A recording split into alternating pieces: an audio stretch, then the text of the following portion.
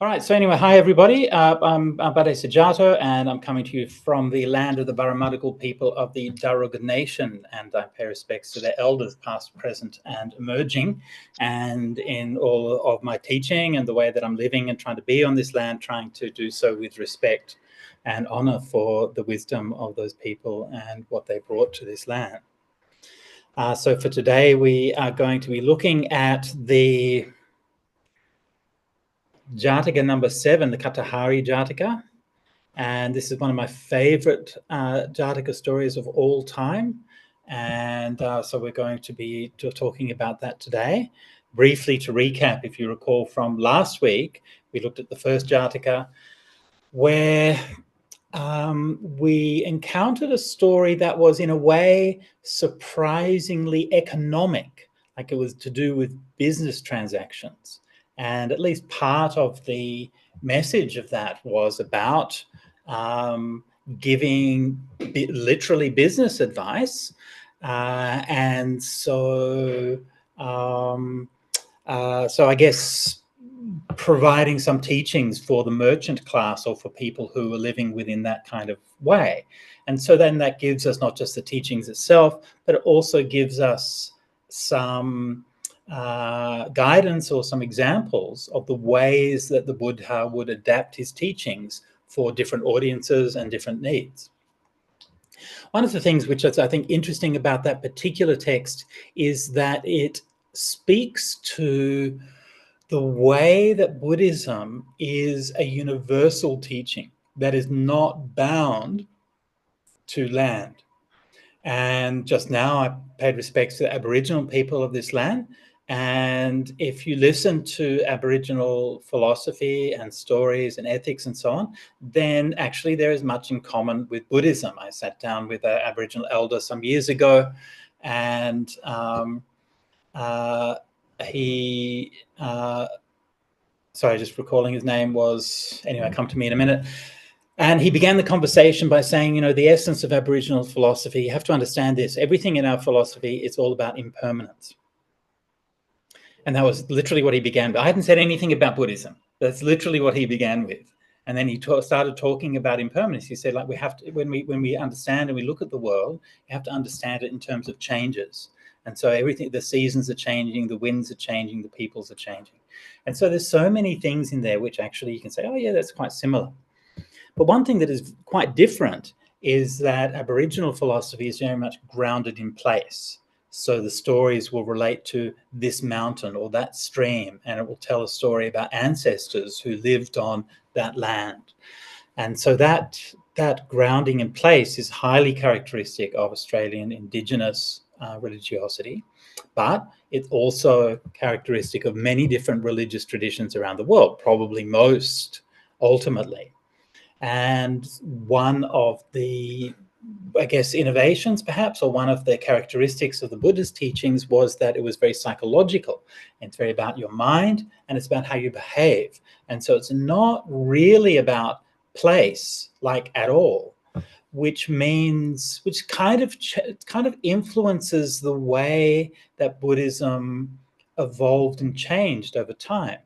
Because on the one hand, we found it possible to adapt our teaching to reach many different people, right? As we saw in that first Jataka, while on the other hand, we also kind of feel a need to create sacred landscapes by imbuing magical or quasi-magical qualities into places such as Bodh Gaya or Mount Kailash and other places which are felt to be sacred within the Buddhist tradition. So even though these things are not central to Buddhism in the same way that they are for indigenous spirituality, there's still sort of a need there. Like there's like an emotional wanting to call back to that kind of thing. So this is one of the I think interesting qualities of Jātaka stories, is that they show a way of in somehow expressing implicitly the perhaps emotional or symbolic or unconscious needs that we have religiously and spiritually, which are not necessarily met in the suttas per se. And so if we look just at the suttas, suttas tend to be very rational and, you know, quite very psychological, and they don't make a lot of I mean, they can be quite unrelenting, right? Everything's just the five aggregates. It's all impermanent. You're just going to die. And if you've got a problem with that, that's up to you. You're going to have to deal with it. And so it can be quite challenging.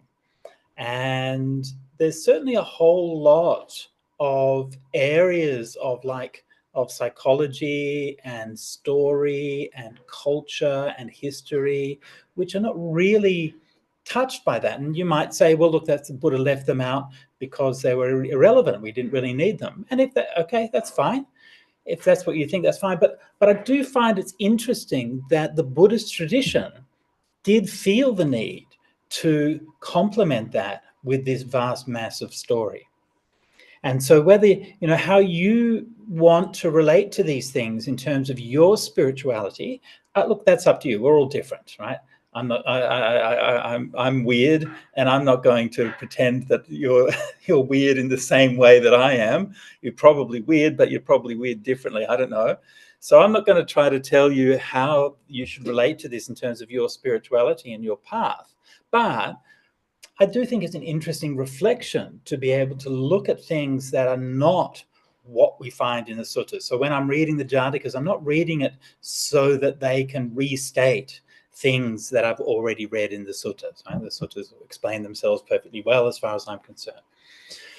So so what that means is that while last week's Jataka was more or less contemporary, more or less practical in its advice, this week's Jataka has a very different character. And the character of this week's Jataka is very mythological. And in fact, I would say that this story, personally, I would say that this story is a myth in the old sense of myth, in the sense of being a story that comes before time, a story that comes before story, a story that comes out of the past before we know what was there, and which has been passed down, and we only see the outcome of it, the outcome of that path. And why do I say that? Well, a lot of reasons. And look, you can disagree with me all you like. I can't prove any of this, all right? So disagree with me. But what I want to talk about for today is to go into what the actual story is. The verse, we'll begin with the verse as always. We'll look at the story and the background, and then I'll try to show some of what I think are the mythic, what I mean by the mythic resonances or meanings of this particular little story. All right, so Rob, let's start with the sort of central link, which gives us the verse for the Katahari Jātaka. Thank you so much. Great, very small and simple verse. I am your son, great king. Provide for me, ruler of the people. The king provides for others. What then of his own offspring? Straightforward, simple verse. Linguistically, no great problems there. Fairly straightforward. And the background you can see there in the notes. The story tells of a king who visited a park, spying a simple country girl gathering wood. He became enamored of her, and they had sex. Knowing that she had conceived, she told the king, who gave her a signet ring. Later, she presented herself with the child at court, but the king denied them. And even when the ring was shown, not until the child was thrown in the air did the king relent. So this is a summary of the background story. But first of all, we'll read the background story in some detail. But first of all, just notice just a couple of details about the verse. So clearly this is about sons and kings, right? So that means it's about inheritance, which means it's about, in some way, the passing down of authority, of power, of property from father to son in this particular case. And obviously this is one of the major defining things that a culture has to work out. And you can see that even if you look at things like, say, animal packs and so on, that they will have means of transferring power from one to the other by fighting or something like that.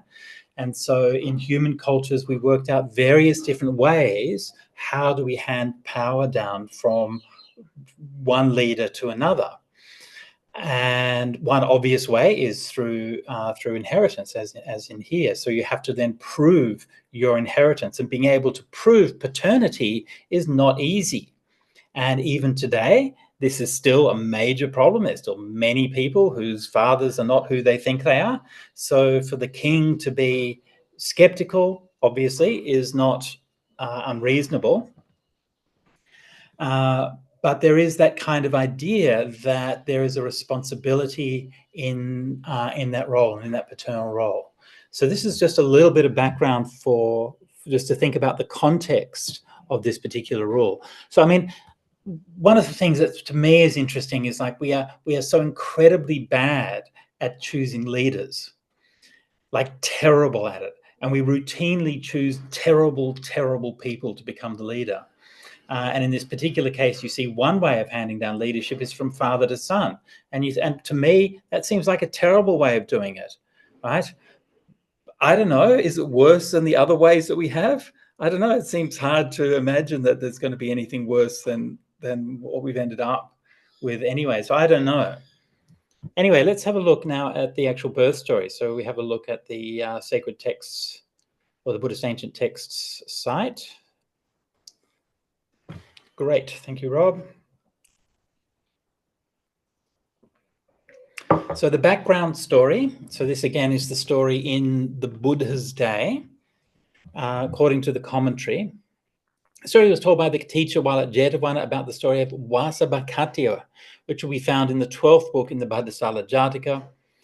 All right, so just to note here that the commentary is now referring to another Jataka story, right? So there's intertextuality. We find this a few times in the Jatakas, not that commonly, but so the one Jataka is then referring to another Jataka for the background. We might come back and look at a little bit more detail at that. Anyway, tradition tells us that she was the daughter of Mahanama Sakya by a slave girl called Nagamunda, and that she afterwards became the consort of the king of Kosala. She conceived a son by the king, but the king, coming to know of her servile origin, degraded her from the rank and also degraded her son Vidudabha. Mother and son never came outside the palace. Hearing of this, the teacher at early dawn came to the palace attended by 500 monks, and sitting down, he said, "Where is Vasabhakatiya?" The king told him what had happened. Sire, whose daughter is Vasabhakatiya? Mahanama's daughter, sir. When she came away, to whom did she come as wife? To me, sir. Sire, she is a king's daughter. To a king she is wed, and to a king she bore a son. Wherefore is that son not in authority over the realm which owns his father's way in bygone ways? A monarch who had a son by a casual faggot gatherer gave that son his sovereignty. Faggot here, of course, meaning a bundle of wood. Okay, so just a couple of notes about this. So the background, if you just scroll up again a bit for me, Rob, thanks. Okay, so this background, one of the things to note that is Vidudabha, whether it's King Pasenidi's son, ultimately was the one who murdered his father and killed the Sakyans. So this idea that his pride was being slighted and that then he would then visit this horrible fate upon so many people is sort of the background story to that has been given here. The slave girl is named Nagamunda, which is a kind of interesting name. Munda is the name of a non-Indo-European language group in India that preceded the arrival of the Vedic cultures. So Naga also is usually or often associated with pre-Vedic culture in India. So Nagamunda probably was an indigenous girl who was taken as bride by the king. And that's one of the, like the anthropology of ancient India is very complex. Everything to do with India is very complex. But one of the assumptions that we often make is that the origins of like lower caste people and outcast people would have often originated among indigenous peoples. And in fact, we do find some evidence for that in the Jātakas as well. I'm not saying that's the only origin of caste peoples, but that seems to be one origin. All right. Also, just interesting to note how the commentary takes it for granted that the Buddha is getting quite involved in this question of succession for the king. Right? I mean, I find this kind of curious. This is a notoriously fraught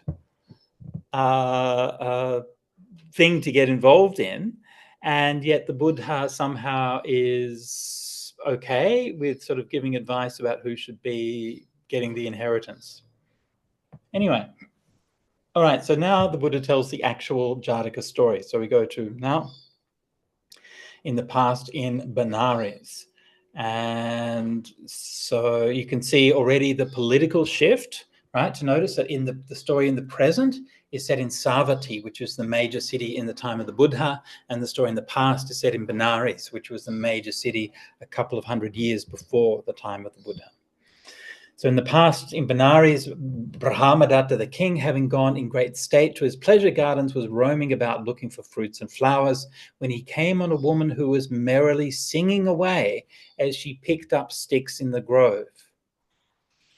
Falling in love at first sight, the king became intimate with her, and the Bodhisattva was conceived there, then and there. Feeling as heavy within as though weighed down with the bolt of Saka, the woman knew that she would become a mother and told the king so. He gave her the signet ring from his finger and dismissed her with these words, "If it be a girl, spend the ring on her nurture, but if it be a boy, bring the ring and child to me." When the woman's time was come, she bore the Bodhisattva, and when he would run about and was playing in the playground, a cry would arise, "No father has hit me." Hearing this, the Bodhisattva ran away to his mother and asked who his father was. "You are the son of the king of Benares, my boy." "What proof of this is there, mother?" "My son, the king on leaving me gave me this signet ring and said, if it be a girl, spend this ring on her nurture, but if it be a boy, bring the ring and child to me. Why don't you take me to my father, mother?" Seeing that the boy's mind was made up, she took him to the gate of the palace and bade their coming be announced to the king. Being summoned, she entered and bowing before his majesty said, "This is your son, sire." The king knew full well that this was the truth, but shame before all his court made him reply, "He is no son of mine." "But here is your signet ring, sire. You will recognize that." "Nor is this my signet ring." Then said the woman, "Sire, I have now no witness to prove my words, except to appeal to truth. Wherefore, if you be the father of my child, I pray that he may stay in midair. But if not, may he fall to earth and be killed." So saying, she seized the Bodhisattva by the foot and threw him up in the air. Very dramatic. Seated cross-legged in midair, the Bodhisattva in sweet tones repeated this verse to his father, declaring the truth.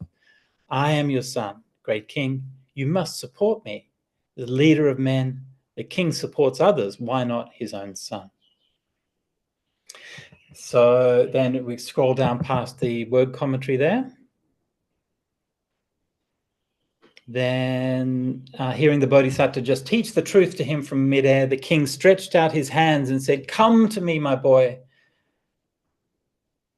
None but me shall rear and nurture you." 1,000 hands were stretched out to receive the Bodhisattva, but it was into the arms of the king and of no other that he descended, seating himself in the king's lap. The king made him viceroy and made his mother queen consort. At the death of the king, his father, he came to the throne by title of King Gatta Vahana, the stick bearer, and after ruling this realm righteously, passed away to fare according to his karma. So his lesson to the king of Kosala ended, and his two stories told. The teacher made the connection, linking them both together, and identified the Jataka by saying Mahamaya was the mother of those days. So the stick collector was Mahamaya, King Suddhodana was the father, and I myself was King Katavahana. So we can see there's all of the classic elements of the Jataka story, the story in the present day, the story in the past, the verse, the word commentary, and the identification of the character. All right, so let's go back to the beginning of this story and make a few remarks. Yeah, just the beginning of the black section there. Scroll down. Yep, the beginning of the black text. Yep. Rob, can you make the text a little bit bigger for me? That feels better. Yeah. Okay, so now I want to make just a few initial remarks here about the story.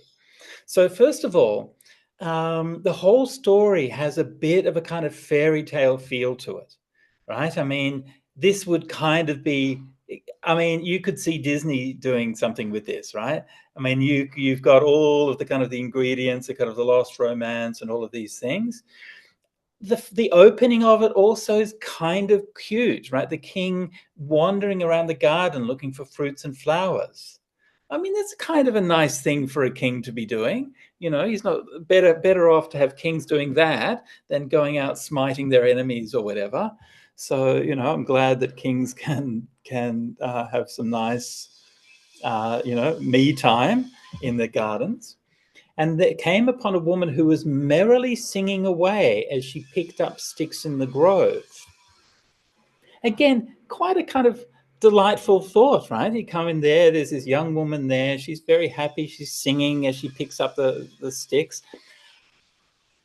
I don't know, maybe like a projection on like the actual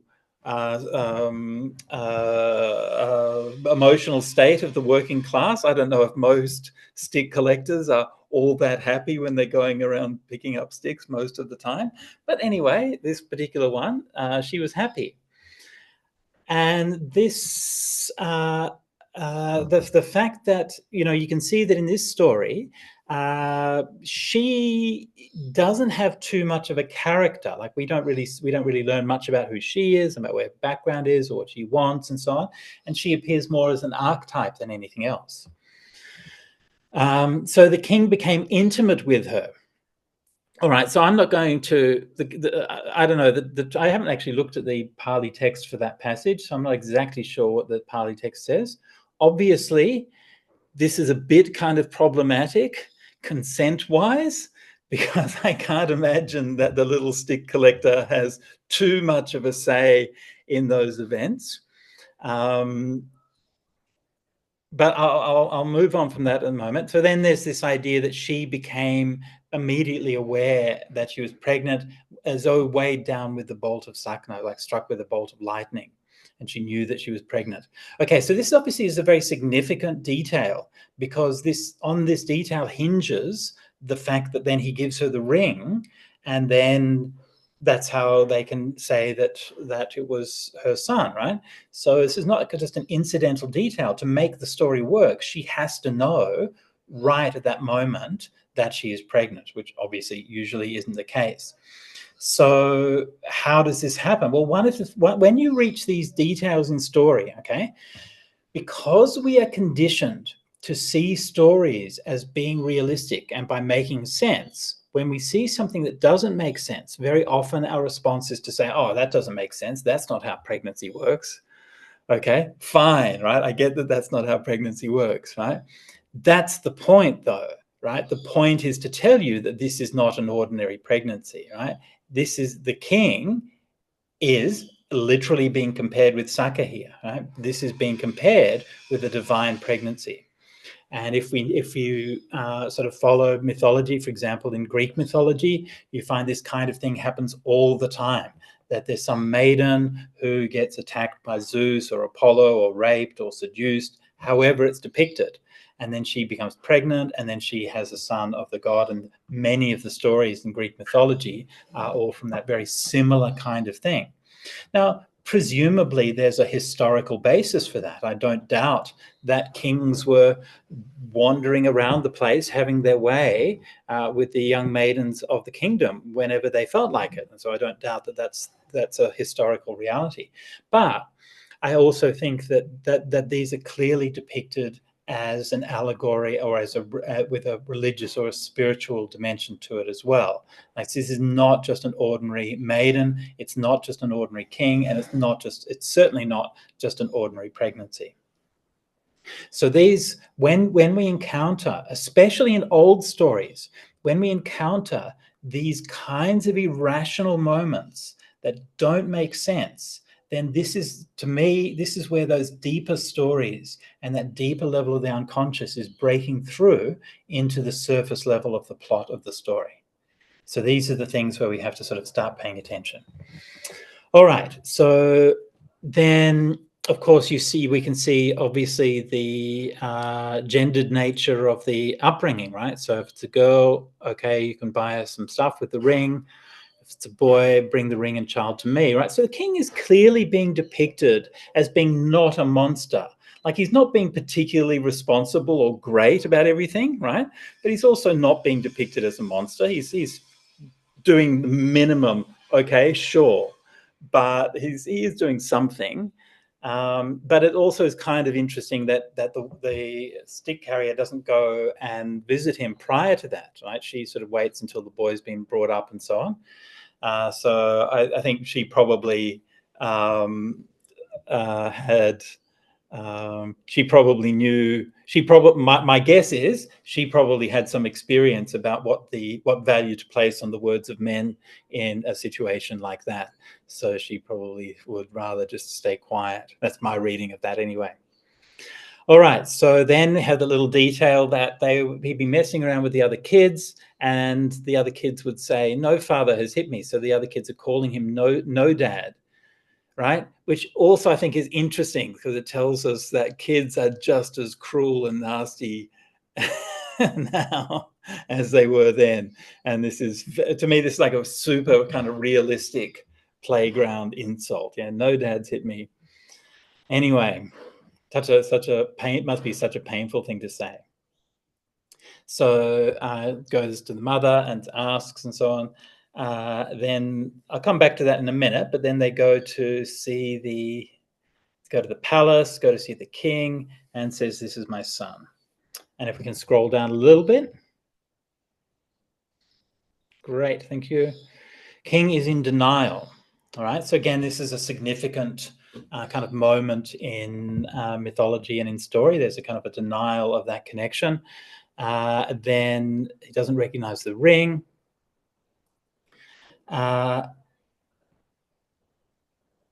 Then they have that very interesting motif where she throws her child up into the air.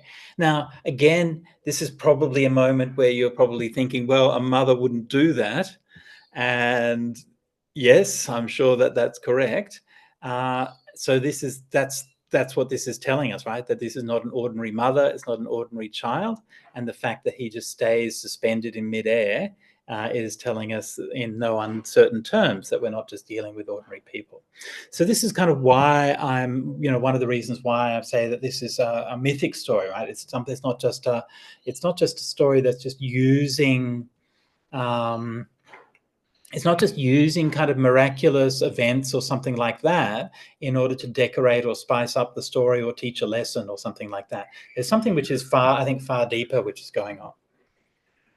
So that recalls things like, say, the Caucasian chalk circle, where the two mothers have to pull the child, or two women have to pull the child out of the circle to determine who is the real mother. I'm sure you're familiar. And that story, I mean, I learned that at school as the Caucasian chalk circle from Brecht, but that story is actually found, I think the earliest record of that is in the Jātakas itself.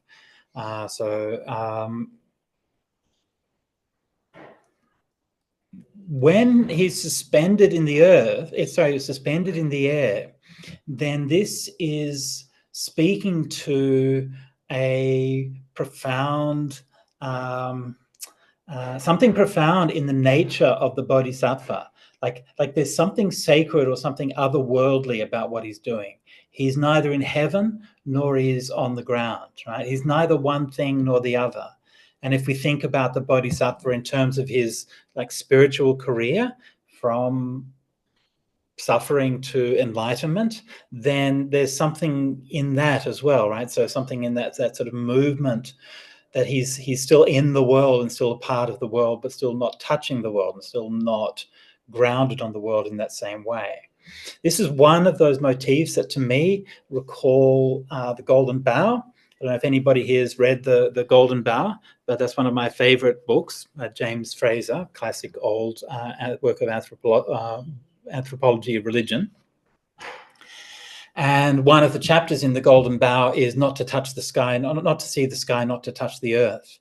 And he has a whole list of examples, dozens, probably hundreds of examples, where there are people who are put in positions where they are suspended between worlds, suspended above the ground or suspended between places and so on. And this can happen due to various reasons. Usually if somebody's going through a period of taboo in which they are sort of magically or supernaturally charged. So typically girls, when they have their first period, will be put into isolation, and often they'll be put into a place where they are not allowed to touch the ground. It will also be something like kings are also often put in this situation. So kings, depending on the culture, but in some places, kings are not allowed to put their feet on the ground. So they have to be carried everywhere, or just sort of walk on buildings that are off the ground and so on.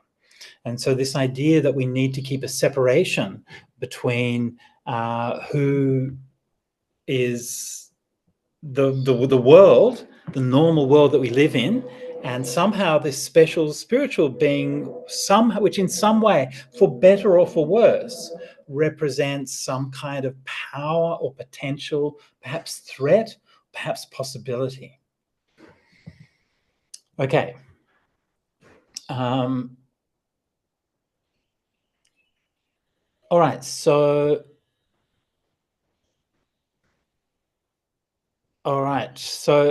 now before we so far we've covered the verse and the basic text. Want to just check with anybody if you have any questions. I'm going to be checking questions now, so please do put questions in the chat before I go on to the next part of the discussion. Oh, and also just to mention that if you can put your camera on, then I appreciate it, because I like to see who I'm talking to. Otherwise, it's weird. Hi, Sumana, Christelle, Giordano, Tim, Susanna's, Sue, I'm going to call you Sue, Ariesica, Marcello, Konstantin, Dhiruyupa, Johnny, and so on. Good. So no questions?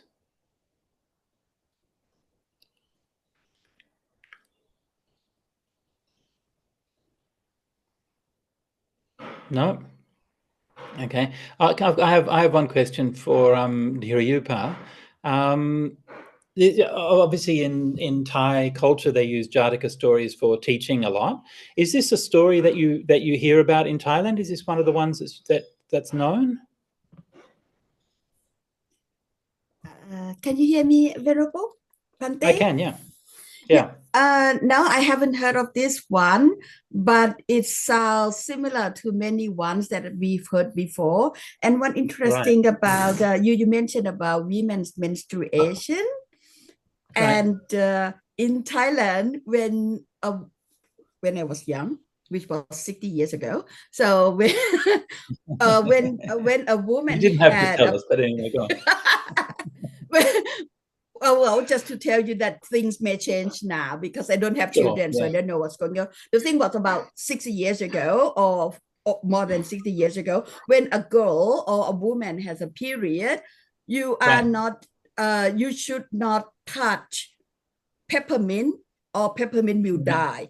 And you should not touch so many things because it's bad.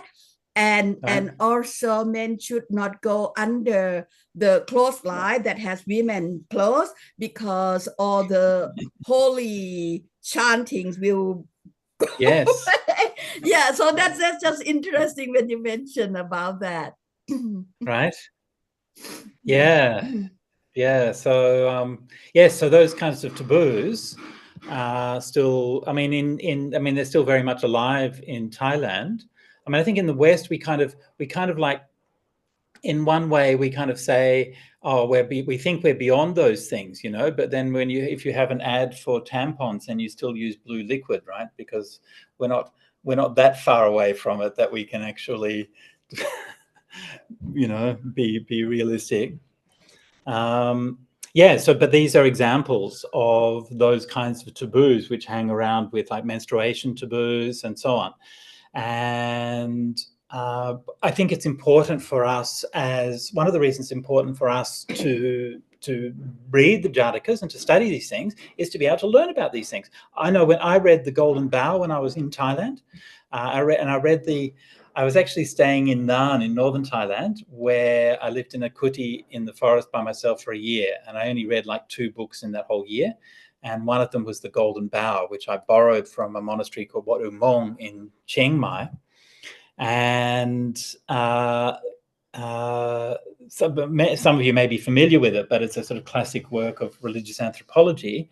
And to me, it was awesome because it helped me to make sense of so many of the things that I'd seen around me in Thai culture that I just had no kind of framework for being able to understand, or why do people like this? And then you begin to realize, oh yeah, okay, so there's a kind of a set of beliefs or a set of like ways of thinking about things that can help. And you realize that those things are actually found in your culture as well. So it's not so different from anyone else. So anyway, I do recommend it. Ying Chen, your daughter is there, and you say that you can't turn on your camera. No, I think that's entirely I think you've got that the opposite. Your daughter is there, so you must turn on your camera so that we can see. I believe that's what you meant to say. Is that correct? Anyway, I'll leave that one with you. Okay. All right. So now I'm going to. Okay.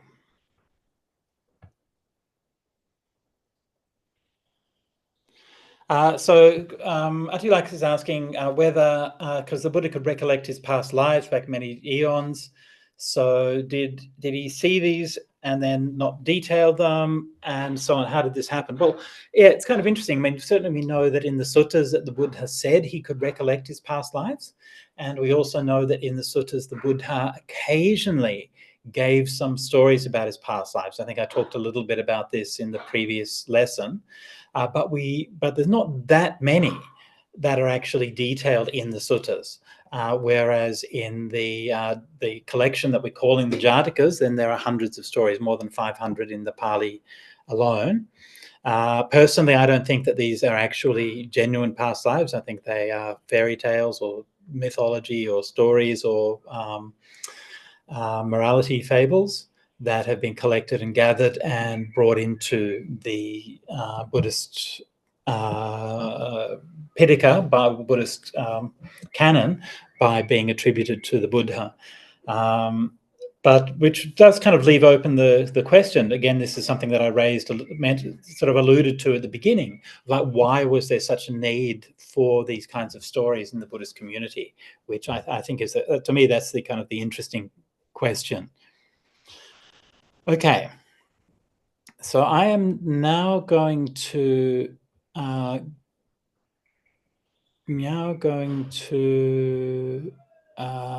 so please, folks, if you do have questions, please do pop them in the chat, and I will get to them when I can. I'm now going to go over to reference and perhaps read some passages from a book that I wrote some years ago. So I'm just going to give the background story to this book. How do I say this?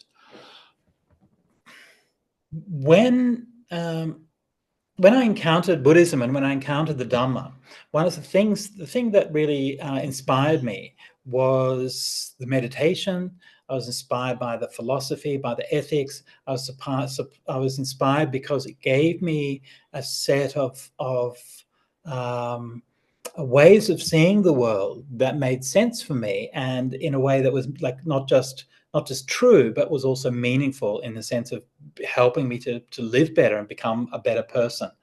And to me, I always felt, right since the first time I encountered the Dhamma, I always felt that the Dhamma just made so much sense, and always felt that that was like how it should be.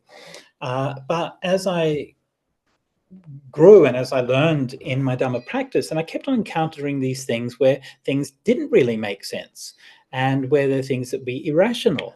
And but just to be clear, I don't necessarily mean something's bad because it's irrational. Something can be irrational. The idea of something being irrational just means that it's outside the world of logic. And so it could be bad or it could be good, but it has an energy to it. And I wanted to try to understand what this energy was. I want to understand, like, why are there these kind of unconscious forces or things that are shaping like who we are and what we do.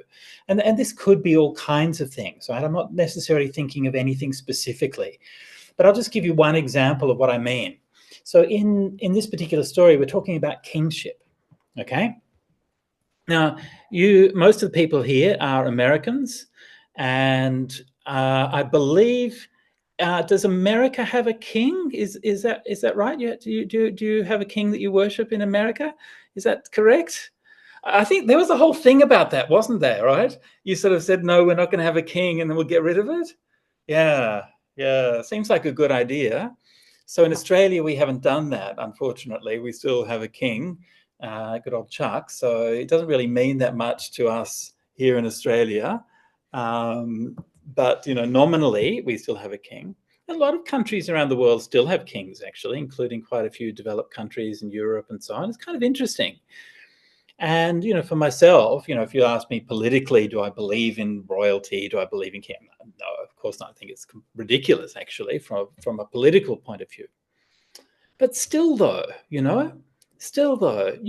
Lord of the Rings, when Aragorn gets crowned king at the end, I mean, come on. It's so moving and it's so powerful. You think, oh, that's amazing that happens. And there's somehow, like, emotionally, I'm like, no, they should have a democratically elected house of, they should get rid of the king, and then that's the source of their problem. But no, actually, it's incredibly moving and inspiring to see that. Somehow it connects with something at the archetypal level. And again, you can, how we explain that, up to you. But all I'm pointing out is that we do have these irrational sides to us. And like, I think that if our spiritual path is only a seeking, if we want to make everything rational and we want to say everything's got to make sense and everything's got to fit, then I think we're leaving a large part of our humanity unaccounted for and unaddressed. And so this is what I think these kinds of stories are speaking to, these things. Not and again, just bear that idea in mind of like Aragorn being made the king. It's not because therefore I think that we should have kings. It's because somehow it emotionally touches you in a way that you can't really describe. That's what makes it such a powerful moment. All right, so I'm going to come to my book, White Bones, Red Rock, Black Snakes, which essentially is a book about the mythology of the feminine in Buddhism. And essentially it was written to look at ways in which Buddhist imagination, Buddhist creativity had dealt with women and with women's stories and women's lives and so on, and ideas about women. All right, so about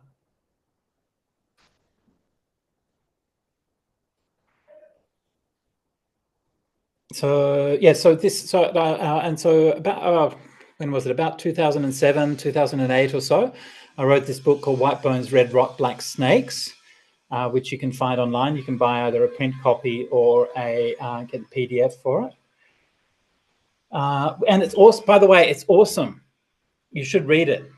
It's fantastic. And not only is it awesome, there's lots of footnotes, and there are really good pictures. So that's 3 good reasons for doing it. My friend Daryl did some really nice drawings for it. So,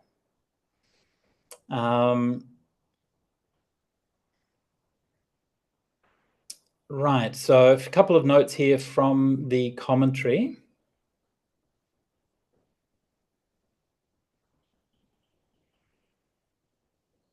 Right. Yeah.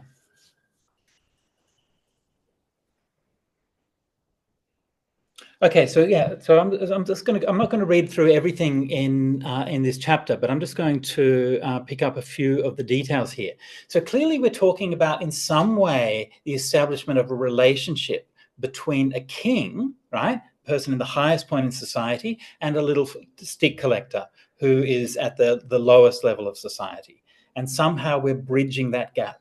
Now, one of the ideas which Fraser developed in The Golden Bough, this idea of taboo as being an energy. So you think about it like kind of electricity, which has a polarization. And so the greater the distance, right, then the greater the energy in that polarization. Yeah, and this is the thing. So don't think of taboo, like these days we think of taboo in a moralistic sense. We think it means something that you shouldn't do, right? That's not what taboo means anthropologically. Taboo anthropologically is like an energy or like a force, like a magic power. And like the further apart things are drawn, then the greater that energy. And so this is why the energy of the stick collector and the king coming together literally exploded. There's literally these sparks, the sucker's thunderbolt coming, and that's what that's like. Yeah. So this is why that story. That's that distance and that potential that gives the energy to that story. So in a way, it's a kind of a classic example of the star-crossed lovers trope, right? They should never have been, but somehow they are.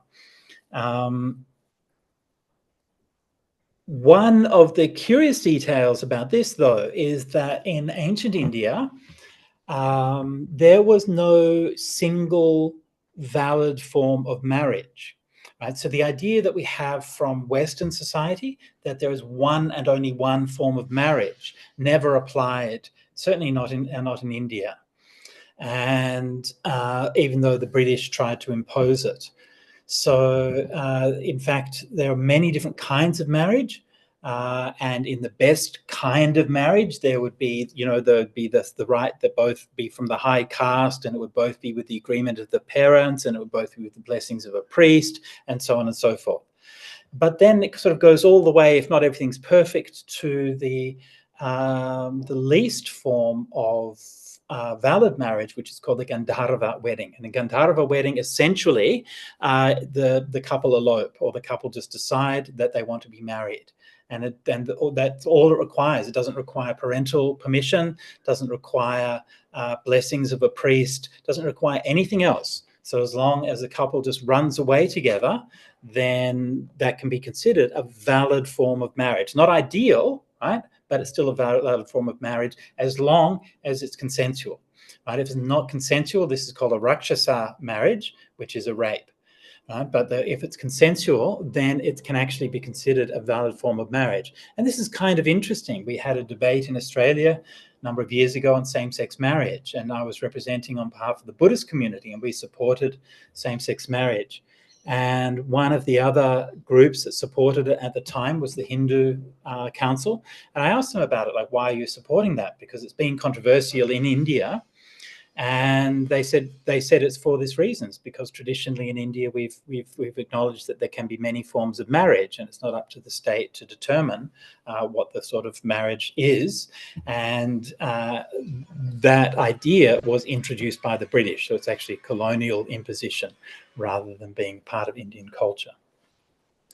So the idea that they would have had a valid marriage is not beyond the pale as far as the Indian tradition goes.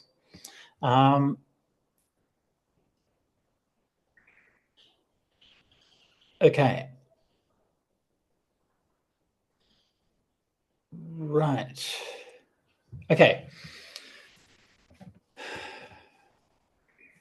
So I'm just going to, let me just read a little bit of a passage from my book To name someone is to give them a mark, a label that sums up who they are. One of the purposes of the Katahari Jataka seems to explain the curious name of King Katavahana, the stick carrier. The girl is referred to as a Katahari, a stick bearer, where there's no denying the simple sweetness of the tale of the royal personage who spies a singing maiden and swoons in her arms. We might yet wonder at the nature of this stick bearer who is able to entrance a king. Katahari is identified with Maya, and Maya, at the moment of giving birth to Siddhartha, is identified with the greatest stick bearer of them all, the tree. It is the tree who takes the raw material of Mother Earth and raises it on high, transmuting it into a graceful form, provider of food, fuel, and shade. This is the tree of life, sibling to the tree of knowledge under which the Buddha sat and from whose presence Eve was expelled. If we are allowed this much, then the branches appear in a more poignant light, the dead cast off from the tree of life like the golden bough, or the salve flowers gathered back into the insatiable belly of the same Mother Earth who gave them birth. So this is our Katahari. She is a maiden who is collecting the sticks, but she is identified as the stick bearer or the stick carrier, which is the tree, which is the life. But the sticks that have been cast off are the dead wood, you see? So she is the bearer. As the bearer, she, in a way, is actually the bearer of the cycle of birth and aging and death. She is the power of nature, the power of the trees and the power of nature, and also the sloughed off branches, and she is collecting them and part of that cycle. So her role as being the bearer, because in Pali word, the bearer is also used for a pregnant woman. So being the bearer of the potential for future life was already who she was, simply by her job of collecting the firewood. Reminiscent, perhaps, and I'm just throwing this out there. You can ignore me if you like. Reminiscent, perhaps, of a lady who some of us may know from the West, Persephone. And Persephone was playing with the deep. So this is from, I can't remember where this is from. I have to look at the references. Anyway, this was playing with the deep bosom daughters of the ocean and gathering flowers over a soft meadow, roses and crocuses and beautiful violets, irises also, and the narcissus, which Gaia made to grow at the will of Zeus, to be a snare for the bloom-like girl, a marvelous radiant flower. It was a thing of awe, whether for deathless gods or mortal men, to see from its root grew 100 blooms, and it smelled most sweetly, so that all the wide heaven above and the whole earth and the sea's salt swell laughed for joy. And the girl was amazed and reached out with both hands to take the lovely toy. But the wide-pathed earth yawned there in the plain of Nysa, and the Lord, the host of many, he of many names, the son of Kronos, caught her up on his immortal horses. He brought her reluctant on his golden car and bore her away lamenting. And she cried out shrilly with her voice, calling on her father Zeus, the son of Kronos, who was most high and excellent. But no one, either of the deathless gods or mortal men, heard her voice, nor yet the olive trees bearing rich fruit. So this is the tragic story of how Persephone was abducted and taken down by Hades to live in the underworld as his bride. Curiously similar setting, right? She's not just wandering around the garden. Both times they're wandering the garden, enjoying themselves, full of joy and singing. And the king visits them, and nothing is the same. And so again, these are kind of symbols of the maiden as also being associated with death and with new life as well. This is how mythology goes, right? Same kind of stories, a little bit different all the time. So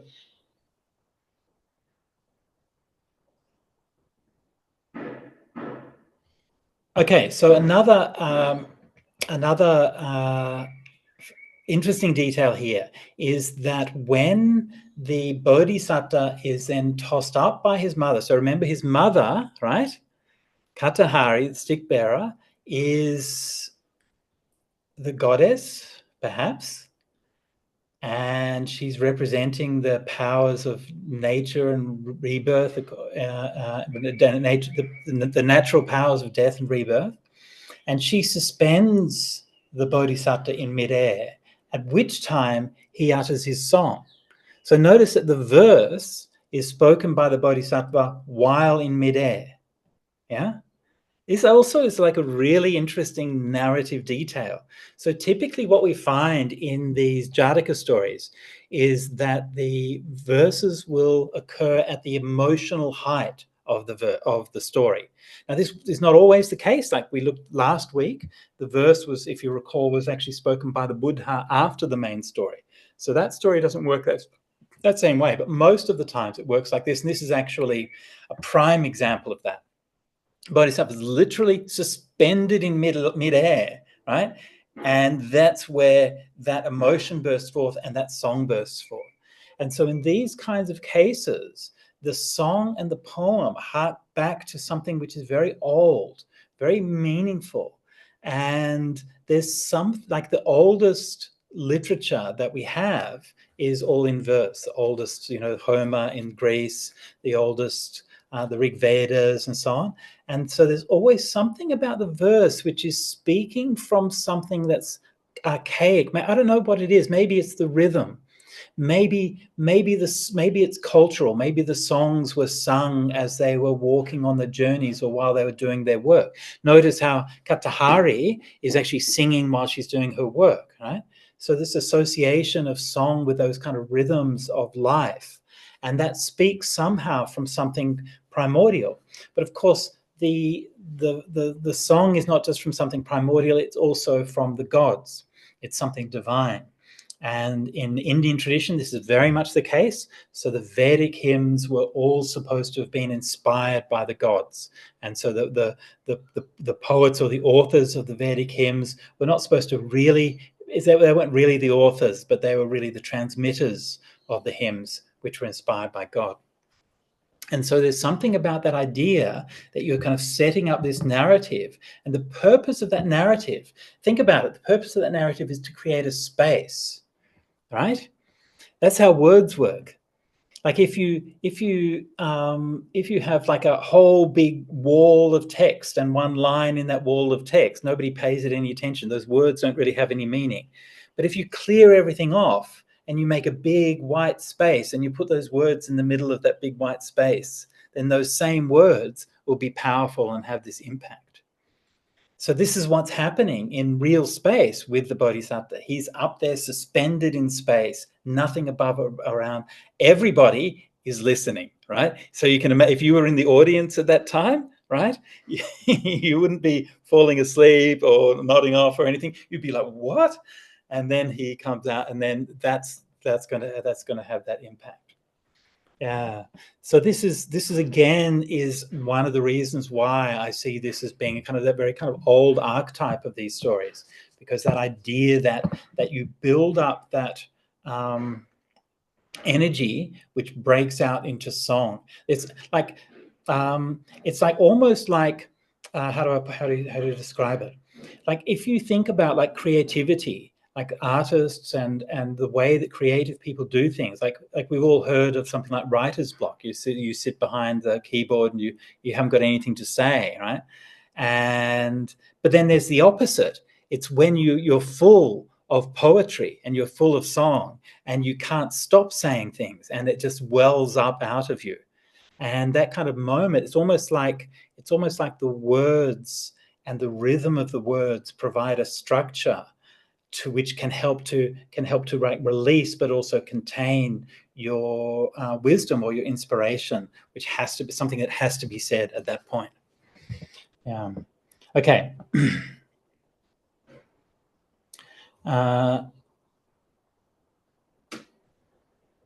Okay, so I mentioned before about that ambiguous nature of that encounter in the woods. Like, it seems to be depicted as something which is consensual, although also like she doesn't really pursue it. Like she doesn't go to the king of her own volition until her son asks her to. So there seems to be something a bit ambiguous there. In the story of Persephone and Hades, it was less ambiguous. The Greek myths tend to be more violent and darker than the Indian myths. And so she is taken off clearly non-consensually at that point. So what happens in Greek mythology is that you reach a point where people get kind of sick of these shenanigans of the gods. And so here's Euripides, Euripides writing, and Apollo's son Ion, who is born of one of these rapes, says to his father Apollo, or says of his father Apollo, "What's wrong with him? He rapes virgins and then abandons them, begets children and then abandons them too. To die? No, Apollo, no. Do not abuse your greater power. Seek only virtue. If you have it that the mortal who sins gets punished by the gods, well then, how can you commit sins and not be punished yourselves?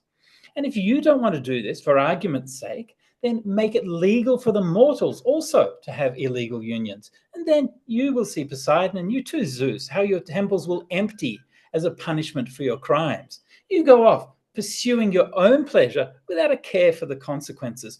Why should people say that men are wicked for imitating acts the gods consider acceptable? No, it is the men's teachers one must blame." Right? So you can hear that that's a very kind of modern voice, right? So this is from ancient Greece, but that's a very kind of modern argument.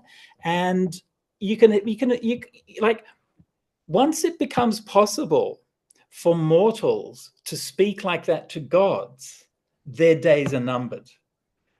I mean, you don't get to be an immortal god and then have people like making those fairly reasonable arguments to you.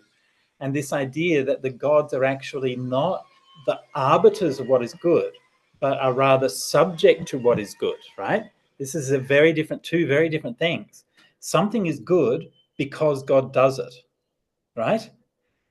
God does it, therefore it's good. Or God does it because it's good, right? It's good, therefore the God does it. Right? These are two very different ways of looking at the world. And you can see from the Indian point of view, and certainly from the Buddhist point of view, that the gods were held to the same moral standards. So we would talk about the Dharma.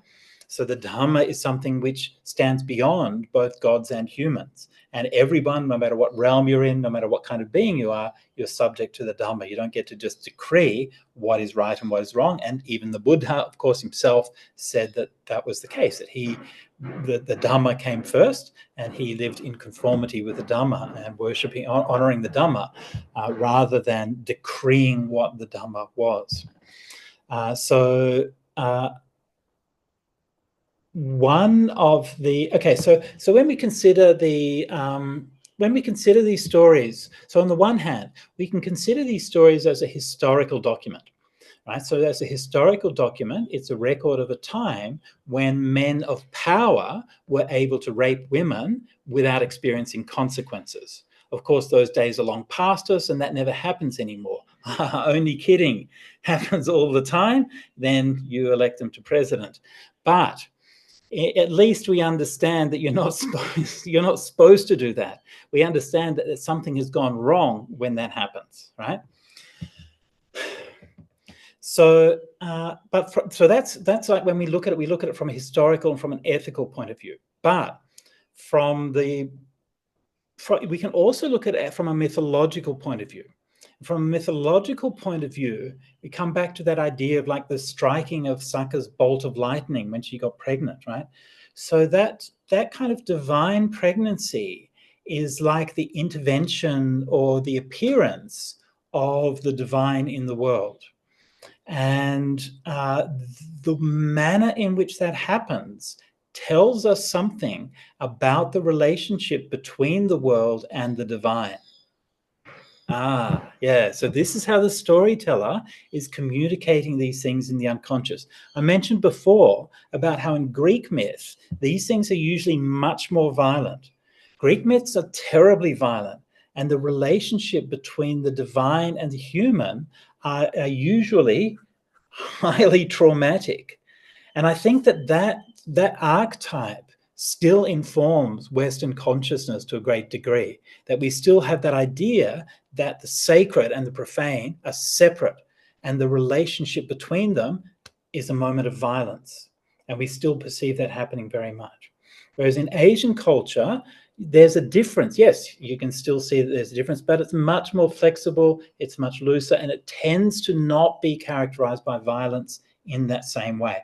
Obviously, I'm not saying that there isn't violence involved, but generally speaking, this is a good example of those different perspectives.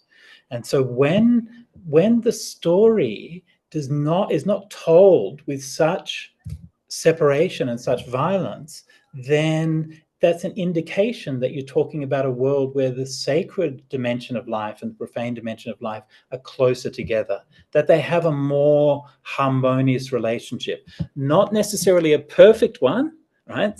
Because the king still did, after all, have sex with this vulnerable young maiden and then go off and leave her with nothing but a ring and then deny it, right? So I'm not saying that he was blameless, but what he did was not as drastic as grabbing her and dragging her down to the underworld against her will, right?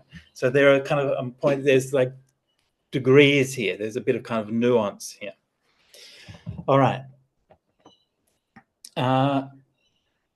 Okay, so another interesting mythological detail in this story is that the king, you see, kings get trapped in their castles, just like gods get trapped in temples.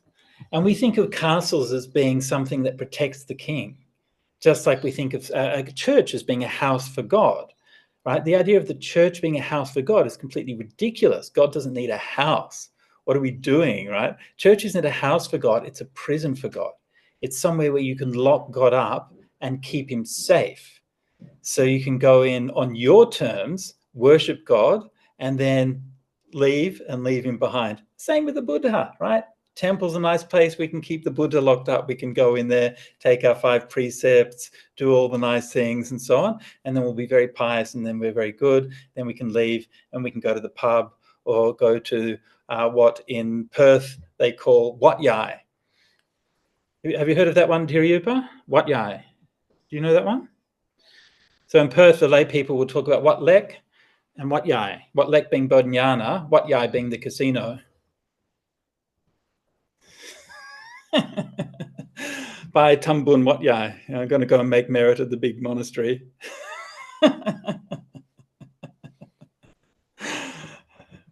So this is where you can like leave the Buddha like locked up. So the king also is kind of locked in his castle, right? It's there for his protection, but you know, it also like keeps you stifled.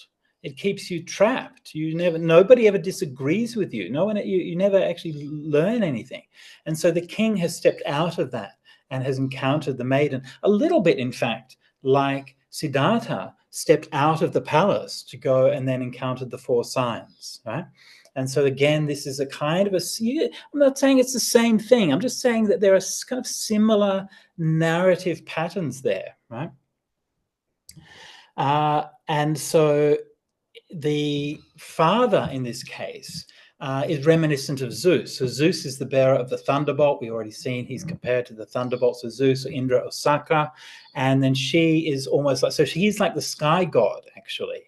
And she is like the earth mother. She's associated with the gardens and so on. And so this can also be then read as a piece of historical anthropology. So this kind of story where you have a sky god and an earth goddess, one reading of that, and I'm not saying this is the only reading or that it's the historically correct reading, but one reading is that this is the encounter. It's a mythological record of the encounter between Indo-European peoples, for whom their primary gods were the gods of the sky, and the local indigenous peoples. And so this is why you find similar kinds of mythologies in Greece as you do in India, where the sky god is then attacking the goddess of the garden or the crops or so on and so forth. And so this kind of relates to that idea that I brought up at the beginning of this session about Buddhism as being a religion of place or being not a religion of place. And so somehow we encounter these religions of place, like Katahari is very much of her place. She's carrying those sticks and she's part of that cycle of life and death of nature in that park. And so in some way, we get bound up with that. Like, you can't not be bound up with that, because we can't not be bound up with nature. And so the question then is, how do we get bound up with it? So as I mentioned before, some of the names in this cycle of stories are reminiscent of pre-Indo-European names. I mentioned Nagamunda, also Widudaba, Pasenadi's son. It doesn't sound very Aryan at all. Quite likely this involves that clash between the Vedic culture, Aryan culture, and the local pre-Buddhist, perhaps Munda cultures as well. One of the so I mentioned before that one of the signature issues here is the question of paternity, and there's one of my favorite stories in the Upanishads which concerns this. This is Satchikhana Jabala, and Satchikhama wanted to study the Vedas, and he went to the Vedic teacher, and the Vedic teacher says, "What caste are you?" He says, "I don't know." He says, "Who's your father?" He says, "I don't know." So he goes back to his mother, who's brought up by a single mum. And he asks his mum, like, sorry, I want to go and ordain, I want to go and enroll as a Vedic student, but I want to know who my dad is. So who's my dad? And his mum says, "Well, you know how it is, son. You know, when I was younger, I kind of got around a little bit, and, you know, I was here and there, and, you know, I met a few men here and there and what have you. And I have to say, I'm not really sure who your father is." And then when Satchikhama went back to the Vedic teacher then and told him that, the Vedic teacher said, "Oh, only a true Brahmin could have been that honest. So you must be a Brahmin. That's why we call you Satchikhama, the one who loves only the truth." So again, it's kind of interesting, right, that we have this idea that these notions of paternity and lineage and caste and so on are so fixed and so rigid, but actually they're preserving stories that are telling us something quite else. And this story is another one. I mean, at the end of the day, it's basically this random woman who shows up at the court and says, you know, "This is your son." And ultimately, there's a few hurdles to be overcome, but ultimately then that claim is accepted. So the idea of knowing paternity is obviously, even to this day, not nearly as clear as most people would like it to be. In one of the other Jātaka stories, it's quite interesting that this question of paternity is in fact the first lie. So the very notion of truth and lies comes from paternity, not the other way around. Yeah. So the first time that you lie is you lie about who's the dad.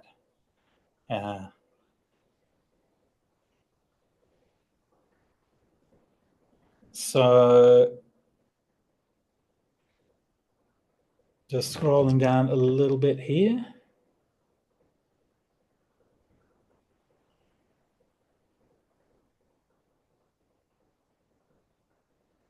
Right.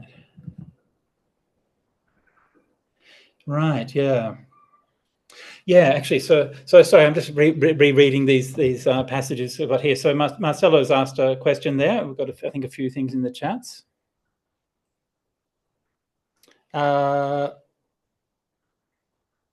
Okay, a couple of notes here. Dawn Neal has to minimize the health. Okay, thanks. No problems, Dawn. We do have, Ariasika mentions, we do have someone in the USA who wants to be king. Yes, I had heard rumors to that effect. Yeah. Good luck. Seriously. Yeah, good luck. So Atilak mentions about Patachara's marriage would have been that kind of marriage, the Gandharva wedding. Yeah, so that's probably correct. Yeah. So you can see part of the evolution of that in the Sakapanha Sutta, where it actually talks with the Gandharva Panchasika. And Hirayupa posts some details in there about Persephone. So sorry, Marcello, do you have a question there? Yeah, can you hear me? Yeah, I can. Yeah, thanks, Bhante. I must be mistaken, or maybe I'm just ignorant. But don't the Jatakas have like a kind of a message or a teaching about the Buddha, what the Buddha learned in those previous lifetimes as he was accumulating like merit to become the Buddha. Is that the case, or like, is there something that he might have learned through this experience, in that vein, or am I kind of misled, or maybe you're just ignorant in that sense? So. Well, what do you think that he would be learning here? I don't know. I perhaps that perhaps your parents. I don't know. I haven't really thought about it that much. It just occurred to me. Yeah. Okay, so I mean, the commentary draws a nice, straightforward little moral lesson from this, which is that the mother's lineage doesn't matter. Only the father's lineage matters.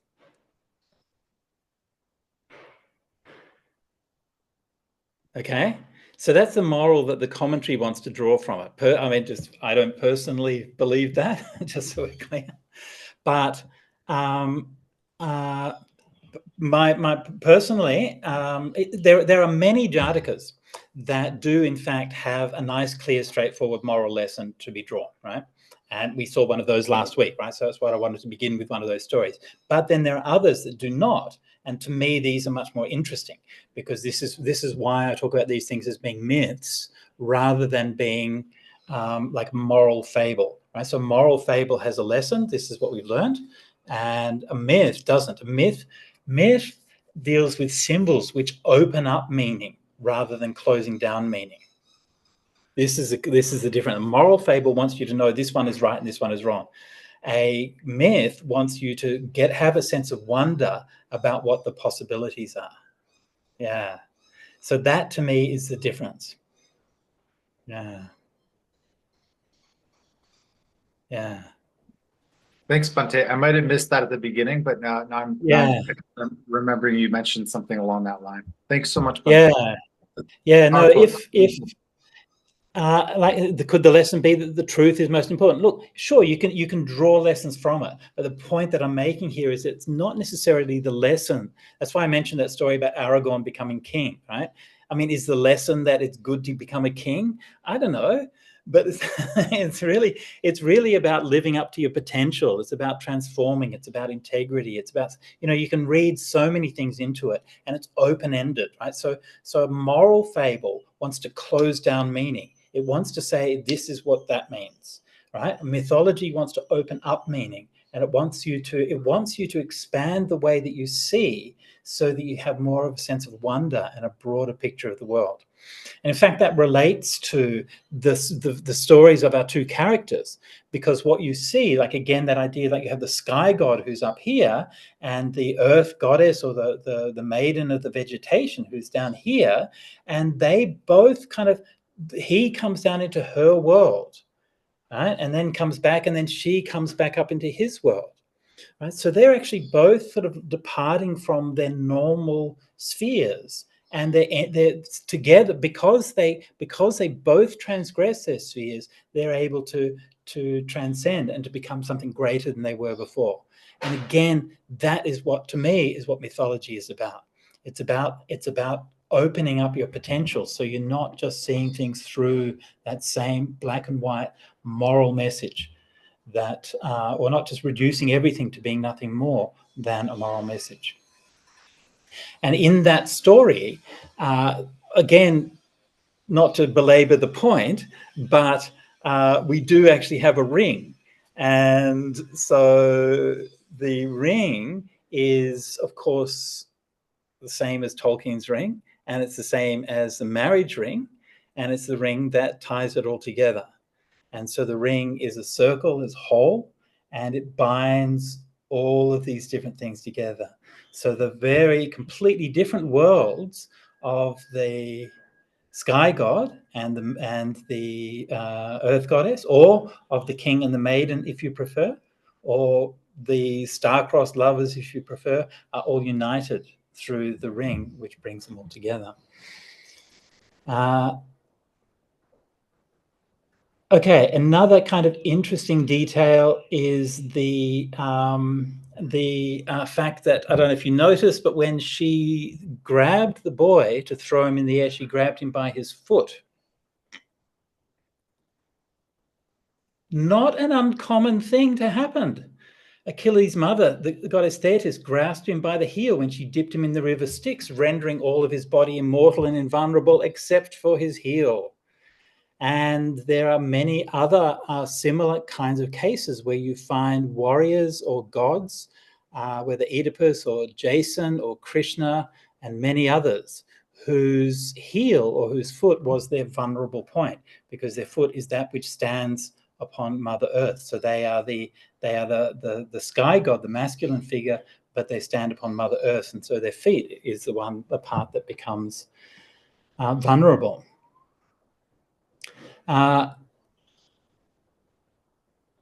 The suspension of the bodhisattva, so the highest symbol, if you like, the ultimate symbol of this is the suspension of the bodhisattva in midair.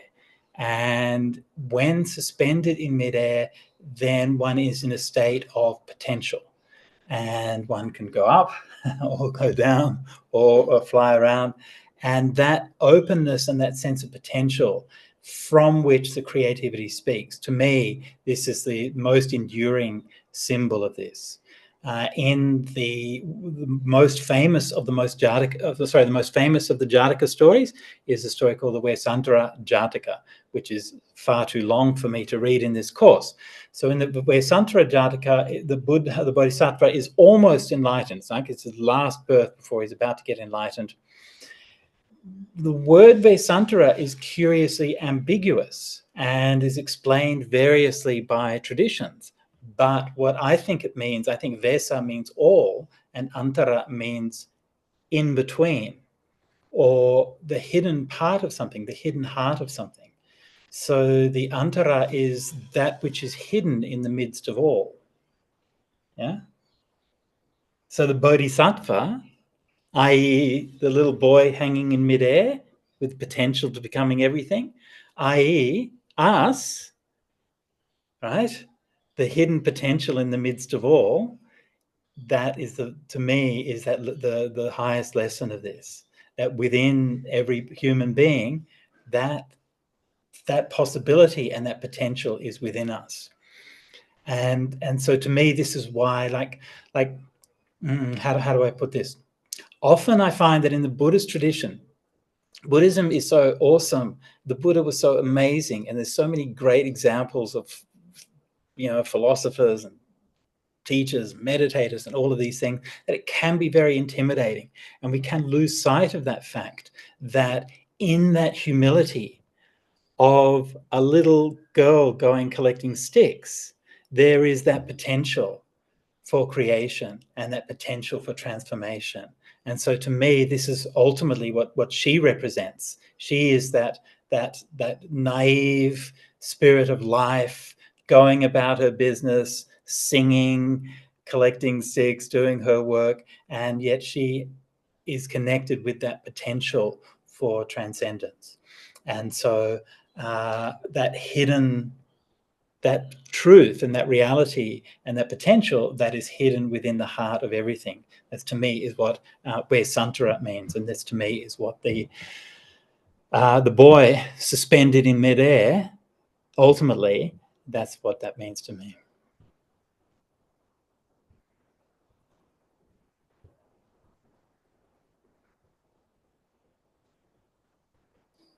Okay, so we're approaching the end of the session now.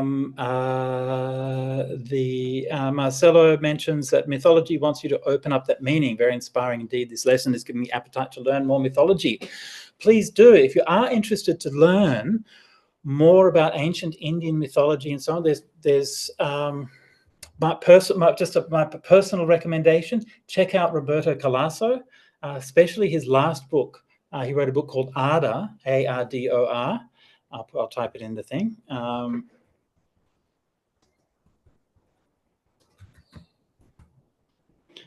Which is a really extraordinary and provocative and timely and meaningful book. Roberto Calasso was a lifelong literary giant in Italy who wrote many books on both contemporary issues as well as mythology. But this was his last book. I think he died subsequent to writing it. And it's one of the most meaningful and kind of beautiful statements about like,